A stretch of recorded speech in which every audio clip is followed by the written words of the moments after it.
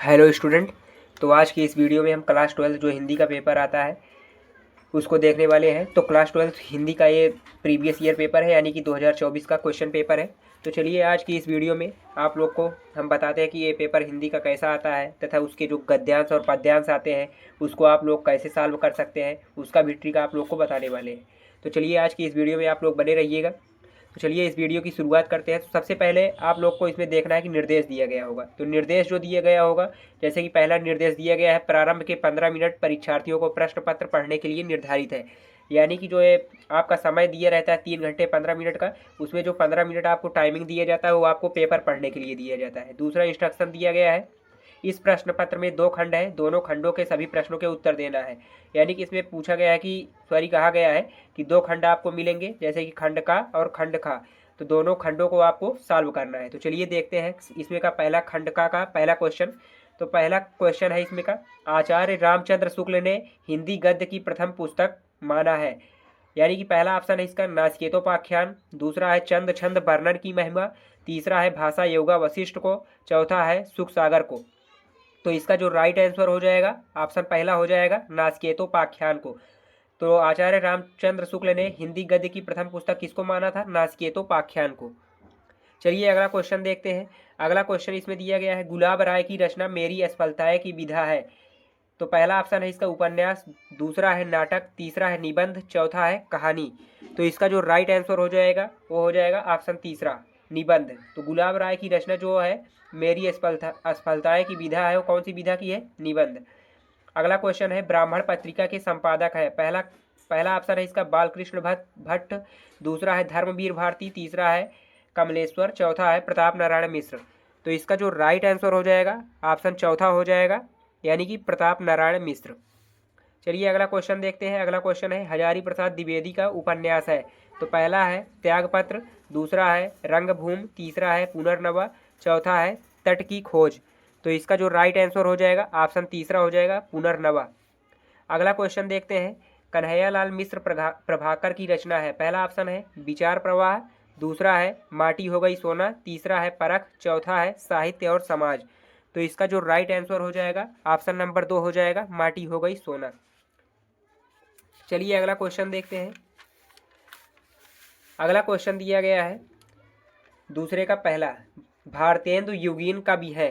पहला ऑप्शन है प्रेमघन, दूसरा है महादेवी वर्मा, तीसरा है भवानी प्रसाद मिश्र, चौथा है नरेंद्र शर्मा। तो इसका जो राइट आंसर हो जाएगा पहला ऑप्शन प्रेमघन।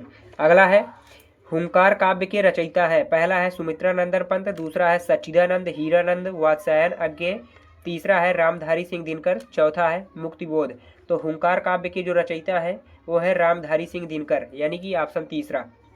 अगला क्वेश्चन है, प्रयोगवादी काव्यधारा के प्रमुख कवि है। पहला है केदारनाथ अग्रवाल, दूसरा है त्रिलोचन, तीसरा है नागार्जुन, चौथा है शमशेर बहादुर सिंह।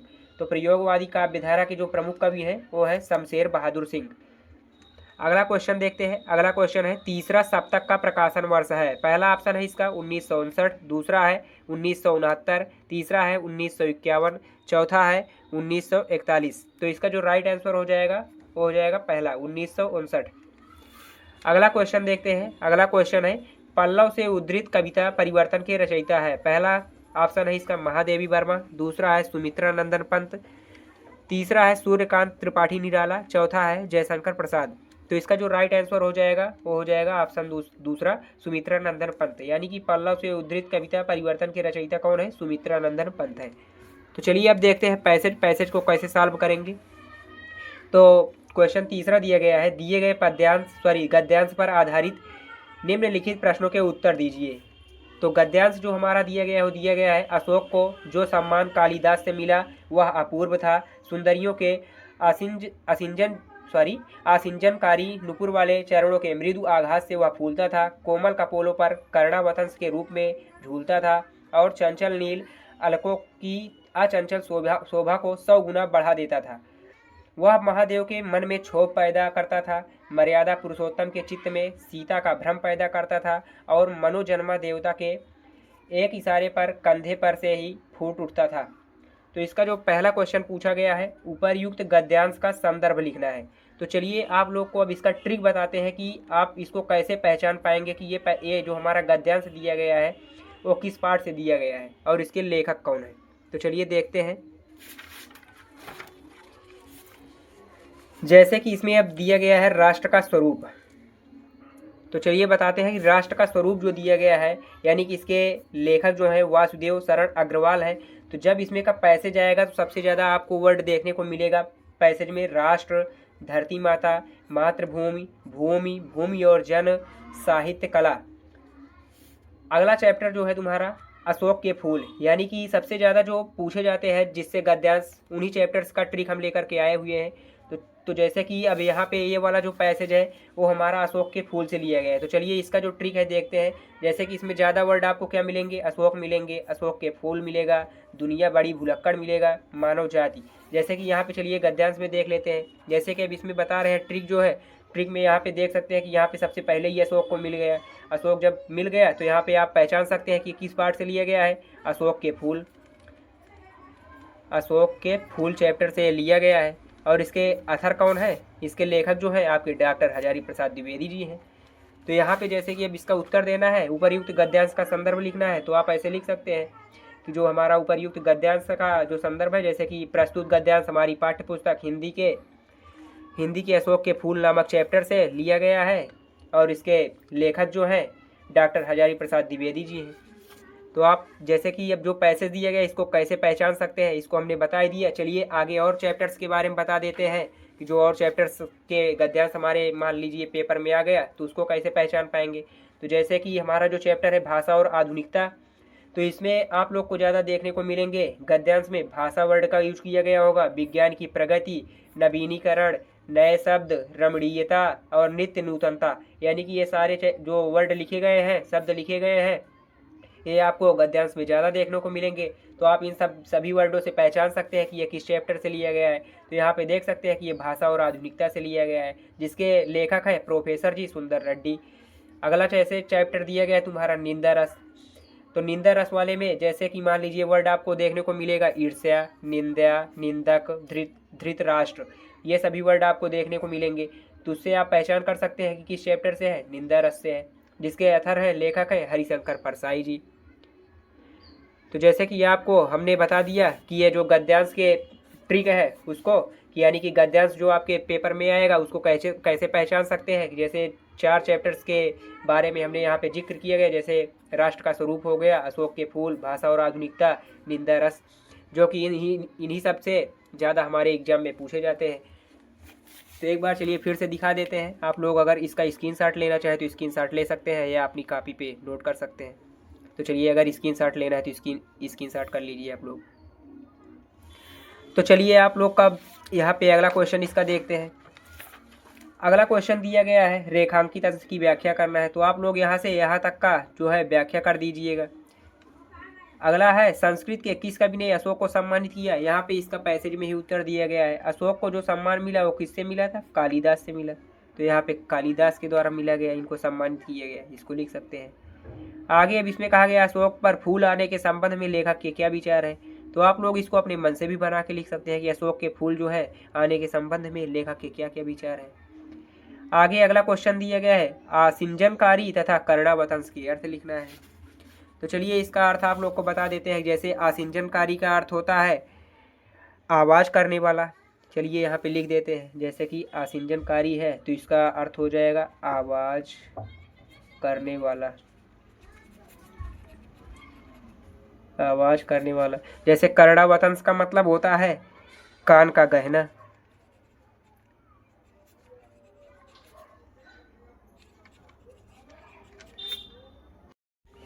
तो चलिए आगे देखते हैं। आगे अथवा करके दिया गया है अगला पैसेज।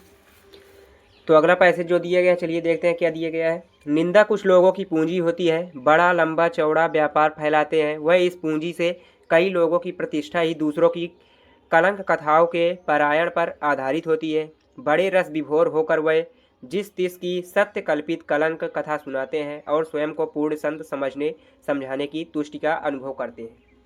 तो चलिए देखते हैं ये किस ये किस पार्ट से आया है। तो चलिए इसका जो ट्रिक हम लोग आप लोग को बताए थे उसको फिर से देखते हैं। तो यहाँ पे जो ये पार्ट है निंदा रस, उस वाले चैप्टर से पूछा गया है। तो यहाँ पे देख सकते हैं कि कौन कौन सा वर्ड मिलेगा। ईर्ष्या हो गया, निंदा हो गया, निंदक हो गया, धृतराष्ट्र। तो यहाँ पे देख सकते हैं कि शुरुआत में ही निंदा दिया गया है, यानी कि इस निंदा से आप क्या पहचान सकते हैं कि किस पाठ से आया है, निंदा रस पाठ से। तो निंदा रस पाठ के लेखक कौन है, हरिशंकर परसाई। तो यहाँ पे जो ये पूछा गया है पहला क्वेश्चन, उपर्युक्त गद्यांश के लेखक और पाठ का नाम लिखिए। तो यहाँ पे लिख सकते हैं प्रस्तुत गद्यांश हमारी पाठ्य पुस्तक हिंदी के निंदा रस नामक चैप्टर से लिया गया है तथा इसके लेखक हरिशंकर परसाई हैं। तो आगे दिया गया है अगला, रेखांकित अंश की व्याख्या कीजिए। तो यहाँ से यहाँ तक आपको व्याख्या कर लेना है। अगला क्वेश्चन कहा गया है निंदा किसकी पूंजी होती है। तो यहाँ पे पहले ही दिया गया है, निंदा कुछ लोगों की पूंजी होती है। अगला क्वेश्चन दिया गया है सत्य कल्पित कलंक कथा का अर्थ स्पष्ट कीजिए। तो सत्य कल्पित कलंक कथा का अर्थ स्पष्ट कर लेना है आप लोग को। आगे कहा गया है अगला क्वेश्चन, कुछ लोगों की प्रतिष्ठा का आधार क्या होता है। तो यहाँ से यहाँ तक आप लिख सकते हैं इसका आंसर, कई लोगों की प्रतिष्ठा ही दूसरों की कलंक कथाओं के पारायण पर आधारित होती है। चलिए अगला देखते हैं। अगला प्रश्न है क्वेश्चन नंबर 4, दिए गए पद्यांश पर आधारित निम्नलिखित प्रश्नों के उत्तर देना है। तो इससे पहले चलिए आप लोग को सारे चैप्टर्स के ट्रिक बता देते हैं, जितने भी चैप्टर मोस्ट इंपॉर्टेंट है। तो यहाँ पे पहला है पवन दूत क्या। तो जो पवन दूत के चैप्टर से आपका पद्यांश पूछा जाएगा, जैसे कि उसमें आएगा ज़्यादा से ज़्यादा वर्ड आपको देखने को मिलेंगे, लज्जाशीलता, पथिक महिला, नवजलद, वाटिका, उपवन, लतिका, खिन्न। अगर ये सभी वर्ड आपको वहाँ पे मिलते हैं पद्यांश में, तो आप समझ सकते हैं कि वो किस चैप्टर से आया है, पवन दूत क्या, जिसके कवि हैं अयोध्या सिंह उपाध्याय हरिऔध। अगला चैप्टर है कैकेयी का अनुताप, जिसके कवि है मैथिली शरण गुप्त। इसमें आपको पद्यांश में क्या क्या देखने को मिलेगा, कैकेयी रहेगा, अनुताप रहेगा, माता कुमाता रहेगा, भैया रहेगा, लाल की माई। यानी कि अगर आप सबको ये वर्ड देखने को ज़्यादा मिलते हैं तो आप लोग इनसे पहचान कर सकते हैं कि वो कैकेयी का अनुताप चैप्टर से आया हुआ है। चलिए आगे भी बता देते हैं। आगे है श्रद्धा मनु, जैसे कि इसमें आपको क्या क्या देखने को मिलेगा, जैसे कि मिलेगा कौन तुम, तपस्वी, नील परिधान, पतझड़, दुख की पिछली रजनी, समर्पण। ये सभी वर्ड आपको देखने को मिलेंगे और आप इन सबसे पहचान कर सकते हैं कि वो किस चैप्टर से आया है। तो जैसे कि ये सभी वर्ड अगर आपको देखने को मिलेंगे, उनसे आप पहचान कर सकते हैं कि श्रद्धा मनु वाले चैप्टर से आया है, जिसके कवि हैं जयशंकर प्रसाद। अगला है अभिनव मनुष्य, जिसमें आपको देखने को मिलेगा मनुष्य, विज्ञान, अमृत की धार। ये सब वर्ड आपको देखने को मिलेंगे। अगर ये सब वर्ड मिलते हैं तो उनको पहचान कर सकते हैं कि अभिनव मनुष्य वाले चैप्टर से आया है, जिसके कवि हैं रामधारी सिंह दिनकर। तो चलिए यहाँ पे देखते हैं कि यहाँ पे कौन सा पैसेज आया हुआ है। तो यहाँ पे दिया गया है, मेरे प्यारे नव जलद से कंज से नेत्र वाले, जाके आए ना मधुवन से और ना भेजा संदेशा, मैं रो रो के प्रिय बिरह से बाउली हो रही, जाकी मेरी सब दुख कथा श्याम को तू सुना दे। जैसे कि अब इसको पहचान करने के लिए यहाँ पे दिया गया है नवजलद। जैसे कि यहाँ पे चलिए फिर से दिखा देते हैं। जैसे कि यहाँ पहला चैप्टर जो बताए थे पवन दूत क्या, तो इसमें देखना है कि आप लोग को ये वर्ड मिल रहे हैं। जैसे नवजलद उसमें आया है, तो नवजलद यहाँ पे दिया भी गया है। तो नवजलद से आप क्या पहचान कर सकते हैं किस चैप्टर से आया है, पवन दूत क्या, जिसके कवि हैं अयोध्या सिंह उपाध्याय हरिऔध। तो यहाँ पे जो पूछा जाएगा प्रस्तुत पद्यांश का संदर्भ, तो यहाँ पे प्रस्तुत पद्यांश का संदर्भ लिख सकते हैं कि ये पवन दूत के चैप्टर से लिया गया है तथा इसके कवि हैं अयोध्या सिंह हरिऔध उपाध्याय हरिऔध, अयोध्या सिंह उपाध्याय। तो आगे कहा गया है अगला क्वेश्चन, पवन दूत के द्वारा किसने किसको संदेश भेजा है। तो इसका भी आंसर आप लोग को इसी में से दे देना है। अगला है रेखांकित अंश की व्याख्या करना है, यानी कि ये एक लाइन की व्याख्या इसमें कर देना है, मेरे प्यारे नवजलद से कंज से नेत्र वाले, यहाँ से इसकी व्याख्या कर देना है। अगला क्वेश्चन कहा गया है, प्रस्तुत पद्यांश में श्री कृष्ण के सौंदर्य का वर्णन किस प्रकार किया गया है, इसको आपका आंसर लिख देना है। अगला क्वेश्चन कहा गया है, प्रस्तुत पद्यांश में प्रयुक्त रस तथा उसका स्थायी भाव लिख देना है, यानी कि इसमें प्रयुक्त रस पूछा गया है और उसका स्थायी भाव पूछा गया है। तो चलिए यहाँ पे आपको बता देते हैं प्रस्तुत पद्यांश में प्रयुक्त रस तथा उसका स्थायी भाव। तो यहाँ पे जो रस है वो वियोग श्रृंगार रस है, वियोग श्रृंगार रस। तो वियोग श्रृंगार रस है, जिसका अस्थायी भाव क्या होता है, रति होता है, जिसका मतलब आप लोग को पता ही है, प्रेम। चलिए अगला यहाँ पे अथवा करके दिया गया, चलिए इसको देख लेते हैं। जैसे कि इसमें दिया गया है, मैं नीर भरी दुख की बदली, स्पंदन में चिर निस्पंद बसा, क्रंदन में आहत विश्व हसा, नयनों में दीपक से जलते, पलकों में निर्झरणी मछली, अब यहाँ पे इससे प्रश्न पूछे गए हैं, उपर्युक्त पद्यांश का शीर्षक एवं रचयिता का नाम लिखिए। तो यहाँ पे ये जो आया है ये गीत वाले चैप्टर से आया है, गीत वाले चैप्टर से, जिसके कवि हैं महादेवी वर्मा जी, महादेवी वर्मा। तो यहाँ पे आप इसका प्रश्न का उत्तर दे सकते हैं। जैसे यहाँ पे प्रश्न पूछा गया है उपर्युक्त पद्यांश का शीर्षक एवं रचयिता का नाम, तो यहाँ पे हमने बता ही दिया, चैप्टर का नाम जो है वो गीत है तथा इसके कवित्री जो है महादेवी वर्मा जी हैं, महादेवी वर्मा। आगे इसमें कहा गया रेखांकित अंश की व्याख्या करना है। तो यहाँ पे जो है ये 2 लाइन, मैं नीर भरी दुख की बेदली स्पंदन में चिर निस्पंद बसा, यहाँ पे इन दोनों की व्याख्या कर लेना है आप लोग को। आगे इसमें कहा गया है नैनों में दीपक से जलते में कौन सा अलंकार प्रयुक्त हुआ है, स्पष्ट कीजिए। उसके बाद दिया गया कवित्री के निरंतर रुदन का क्या कारण है। अगला क्वेश्चन कहा गया उपर्युक्त पद्यांश में कवित्री ने स्वयं को क्या बताया। तो इन सभी का इन पैसेज से आपको उत्तर दे देना है। चलिए आगे अगला प्रश्न देखते हैं। अगला प्रश्न है प्रश्न नंबर 5, निम्नलिखित में से किसी एक लेखक का साहित्यिक परिचय देते हुए उनकी प्रमुख कृतियों का उल्लेख कीजिए। अधिकतम ये कितने शब्द में पूछा गया है, 80 शब्द में। तो चलिए पहला देखते हैं। पहला है हरिशंकर प्रसाई, दूसरा है प्रोफेसर जी सुंदर रेड्डी, तीसरा है हजारी प्रसाद द्विवेदी। तो चलिए मैं आप लोग को कुछ जीवन परिचय जो है लेखकों का, जो हर बार पूछे ही जाते हैं, उनको बता दे रहे हैं। आप इन सभी लेखकों का जीवन परिचय तैयार करके जाना, 100% है कि आपके एग्जाम में देखने को मिलेगा। जैसे कि यहाँ पे पहला बताए हैं वासुदेव शरण अग्रवाल, दूसरा है डॉक्टर हजारी प्रसाद द्विवेदी, तीसरा है प्रोफेसर जी सुंदर रेड्डी। तो आपको इन तीनों पर 100% आपको तैयार करके ही जाना है, क्योंकि आपके एग्जाम में ये 100% देखने को मिलेंगे। अगला इसमें चलिए देखते हैं। अगला है किसी एक कवि का साहित्यिक परिचय इसमें पूछा गया है, जो कि इसमें भी लिखना है 80 शब्द में। अधिकतम कितने शब्द में हो, 80 शब्द में। पहला दिया गया है मैथिली शरण गुप्त, दूसरा है रामधारी सिंह दिनकर, तीसरा है अज्ञे। तो चलिए इसका भी बता देते हैं कि आपको किस किस पर तैयार करके जाना है। जैसे ही पहला तैयार कर लेना महादेवी वर्मा पर, दूसरा है मैथिली शरण गुप्त पर, तीसरा है जयशंकर प्रसाद। अगर इन तीनों पर आप लोग तैयार करके जाते हैं तो 100% मैं ये कह सकता हूँ कि आपके एग्जाम में देखने को मिलेगा ही मिलेगा। तो चलिए आगे अगला देखते हैं क्या क्वेश्चन कहा गया है। अगला क्वेश्चन कहा गया है पंचलाइट कहानी के उद्देश्य पर प्रकाश डालिए, जो कि कितने शब्द में लिखना है, 80 शब्द में ही लिखना है। अथवा करके तथा दिया गया है बहादुर कहानी की कथा वस्तु का सार लिखना है, कितने शब्दों में, 80 शब्दों में। चलिए अगला देख लेते हैं। अगला क्वेश्चन है स्वपठित खंड काव्य के आधार पर किसी एक खंड के एक प्रश्न का उत्तर दीजिए। यानी कि पहला इसमें कहा गया त्यागपथी खंड काव्य की कथा वस्तु संक्षेप में लिखिए। यानी कि खंड काव्य जो आपके जिले में आता है उसको आप लोग को तैयार करके जाना है। तो जैसे कि यहाँ पे त्यागपथी पे पहला दिया गया है, दूसरा आया है मुक्ति यज्ञ, तीसरा है आलोक वृत्ति, आगे कहा गया है श्रवण कुमार सत्य की जीत पर, तो रश्मि रथी पर। तो यानी कि इसमें कहा गया किसी एक खंड काव्य को लिखना है, तो जो कि आपके ज़िले में जो भी आता है, जैसे कि त्यागपथी पर आपके ज़िले में आता है तो त्यागपथी पर लिखना है।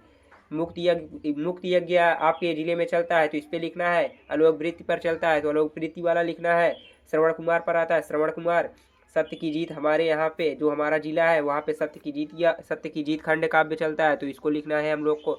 आगे यहाँ पे रश्मि रथी खंड काव्य का कथानक, यानी कि जिसके जिले में जो खंड काव्य आता है उसको आप लोग लिख लीजिएगा। चलिए आगे देखते हैं अब खंड खा। यहाँ पे आपका प्रश्न शुरू हो जाता है। जैसे यहाँ पे अब आ गया है 8वां, निम्नलिखित संस्कृत गद्यांशों में से किसी एक संदर्भ सहित हिंदी में अनुवाद कीजिए। तो चलिए इन सबको मैं आप लोग को ना दिखाते हुए यहाँ पे मैं शॉर्ट में ही बता दे रहा हूँ कि आपको किस किस पर 100% तैयार करके जाना है, जो कि आपके एग्जाम में उसी पार्ट से चैप्टर से, यानी कि उसी चैप्टर से आपके एग्जाम में पैसेज देखने को मिलेगा। तो जैसे कि यहाँ पे पहले ही चलिए दिखा देते हैं थोड़ा सा और। पहले यहाँ पे दिया गया है कहानी को आप लोग को किस किस पर तैयार कर लेना है, पंचलाइट, बहादुर और ध्रुव यात्रा पर। इसकी क्या तैयार करना है आप लोग को, कहानी तैयार कर लेनी है। आगे यहाँ पे अब संस्कृत जो गद्यांश पूछा जाता है उसको बता रहे। तो संस्कृत गद्यांश सबसे पहले आपको तैयार कर लेना है संस्कृत भाषायाम महत्वम, जो ये वाला चैप्टर है इसको आप लोग को अच्छे से पढ़ लेना है। आगे दूसरा है महामना मालवी, यानी कि इस वाले चैप्टर को भी आप लोग को अच्छे से तैयार कर लेना है। आगे है पंचशील सिद्धांता, यानी कि ये 3 चैप्टर अगर आप लोग अच्छे से तैयार करके जाते हैं तो आपको 100% आपके एग्जाम में किसी न किसी चैप्टर से आपका जो पद्यांश आएगा वो पूछा ही जाएगा। तो इन 3 चैप्टर को आप लोग को अच्छे से तैयार कर लेना है और उसकी जो अनुवाद है उसको भी अच्छे से पढ़ लेना है। आगे अगला जो पद्यांश आता है तो उसपे पहला है सुभाषित रत्नावली वाला चैप्टर और दूसरा है जातक कथा। इन दोनों चैप्टर को आप लोग को अच्छे से तैयार कर लेना है, जो कि आपके एग्जाम में 100% है कि ये मिलेगा ही मिलेगा। आगे आप लोग को अब जो तैयार करना है काव्य सौंदर्य के तत्व, यानी कि जो रस छंद अलंकार से पूछा जाता है किस किस पर तैयार कर लेना है। जैसे कि पहला रस में आपको पढ़ लेना है हास्य रस की परिभाषा, करुण रस की और वीर रस की। इन 3 रसों की परिभाषा आपको उदाहरण सहित तैयार कर लेना है। अगर आप लोग इन 3 रसों की उदाहरण सहित समझ लो परिभाषा तैयार करके जाते हैं तो आपके एग्जाम में 100% आएगा ही आएगा। आगे छंद से है दोहा, चौपाई, सोरठा, कुंडलिया। इन सबको आप लोग को उदाहरण सहित अच्छे से तैयार कर लेना है। आगे है अलंकार, रूपक, यमक, श्लेष, उपमा, उत्प्रेक्षा। इन सभी को तैयार कर लेना उदाहरण सहित। 100% है कि आपके एग्जाम में ये आएगा ही आएगा। तो इसलिए आप सभी इस चीज़ का जो है स्क्रीनशॉट अगर करना चाहे तो स्क्रीनशॉट कर सकते हैं, या आप अपने नोट्स पर उतार ले। और आप लोग को इनको 100% है कि पढ़ के जाना है। अगर आप लोग इनको पढ़ के जाते हैं तो 100% मैं ये कह सकता हूँ कि आपके एग्ज़ाम में ये आएगा ही आएगा। तो चलिए आगे आप लोग को पेपर दिखा देते हैं, तो आप लोग पेपर सॉल्व कर लेना और स्क्रीनशॉट लेते जाना है। चलिए इसका स्क्रीनशॉट आप लोग ले लीजिए, जो ये पैसेज आया हुआ है। आगे चलिए आगे देखते हैं। आगे इसमें कहा गया है निम्नलिखित संस्कृत श्लोकों में से किसी एक श्लोक का संदर्भ सहित हिंदी में अनुवाद कीजिए। आप लोग इसका स्क्रीनशॉट ले लें। आगे अगला क्वेश्चन है 9वां, लोकोक्ति और मुहावरों में किसी एक का अर्थ लिखकर प्रयोग कीजिए। अगर आप लोग चाहेंगे तो जो एक ग्रामर से पूछे जाते हैं तो इनका मैं फुल वीडियो अलग से ला दूंगा, तो आप लोग स्क्रीनशॉट करते जाइए। आगे अगला क्वेश्चन है अपठित गद्यांश पर आधारित निम्नलिखित प्रश्नों के उत्तर देना है, यानी कि जो गद्यांश दिया गया है इन्हीं में से आपको इसका उत्तर देना है। तो आप लोग इसका स्क्रीनशॉट कर लीजिए। आगे चलिए अगला क्वेश्चन देखते हैं। अगला क्वेश्चन 11 नंबर का है, निम्नलिखित शब्द युग्मों का सही अर्थ चयन करके लिखिए। आप लोग इसका सबका स्क्रीनशॉट कर लीजिए और सॉल्व कर लेना है आप लोग को। चलिए स्क्रीनशॉट कर लीजिए। चलिए आगे दिखा देते हैं। आगे अब पूछा गया है निम्नलिखित में से किन्हीं 2 वाक्यों को शुद्ध करके लिखिए। तो चलिए इसका भी स्क्रीनशॉट कर लीजिए आप लोग। आगे 12 नंबर का क्वेश्चन है, करुण रस अथवा शांत रस का लक्षण बताते हुए उसका उदाहरण लिखिए। आगे श्लेष अलंकार और उत्प्रेक्षा अलंकार की परिभाषा और उदाहरण पूछा गया है। चौपाई अथवा दोहा छंद का लक्षण एक उदाहरण लिखिए। आगे है छात्रावास की जीवन शैली विषय पर अपने मित्र को एक पत्र लिखना है, अथवा करके दिया रहेगा। विद्यालय में खेल कूद की सामग्री की ओर ध्यान दिलाते हुए प्रधानाचार्य को एक प्रार्थना पत्र लिखना है। आगे यहाँ पे 14 नंबर का क्वेश्चन दिया गया है, निम्नलिखित विषयों में से एक पर अपनी भाषा शैली में निबंध लिखना है। तो यहाँ पे आप लोग इसका स्क्रीनशॉट कर सकते हैं और तैयार कर सकते हैं। अगर आप लोग चाहेंगे तो जो ये निबंध जो इम्पोर्टेंट पूछा जाता है उनका मैं आप लोग को एक अलग से वीडियो बना के दे दूँगा। तो आज की वीडियो में बस इतना ही। मिलते हैं नेक्स्ट वीडियो में, तब तक के लिए बाय बाय, टेक केयर।